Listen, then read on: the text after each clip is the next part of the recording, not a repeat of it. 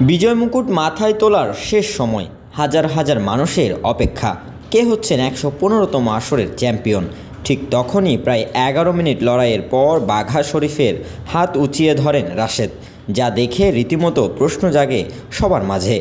আদতে সমঝোতার ভিত্তিতে মোহাম্মদ রাশেদকে পরাজিত করে চ্যাম্পিয়ন হয়েছেন কুমিল্লার বাঘা শরীফ বলি। দুজনেই কুমিল্লা থেকে এসেছেন চ্যাম্পিয়ন হতে। এবারের রানার আপ হওয়া মোহাম্মদ রাশেদ বলি এর আগে কখনো এই বলি খেলায় অংশ নেননি। এবারের চ্যাম্পিয়ন শরীফই তাকে জব্বারের বলি খেলায় নিয়ে এসেছেন। শরীফ বলি সিনিয়র, তাই তাকে জয়ী করে দেওয়ার কথা জানিয়েছেন রাশেদ বলি। বৃহস্পতিবার বিকেল ৪টায় শুরু হয় বলি খেলার ১১৫তম আসর। এই আসরে ৮৪ জন বলি অংশ নেন। খেলা শুরুর আগে এবারের আসর থেকে নিজেদের নাম প্রত্যাহার করে নেন গত দুইবারের চ্যাম্পিয়ন শাহজালাল বলি এবং তরিকুল ইসলাম জীবন বলি। এই আসরে বাঘা শরীফকে সুযোগ করে দিতে নিজেদের নাম প্রত্যাহার করে নেন বলে জানান তারা।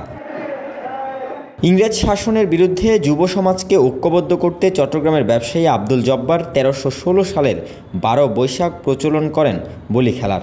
এই বলি খেলাকে ঘিরে ৩ দিনব্যাপী লোকজ মেলা অনুষ্ঠিত হয়, যেখানে সারা দেশ থেকে আসেন মানুষ। তৈরি হয় এক বিরাট উৎসবের। Desk report, news now 24।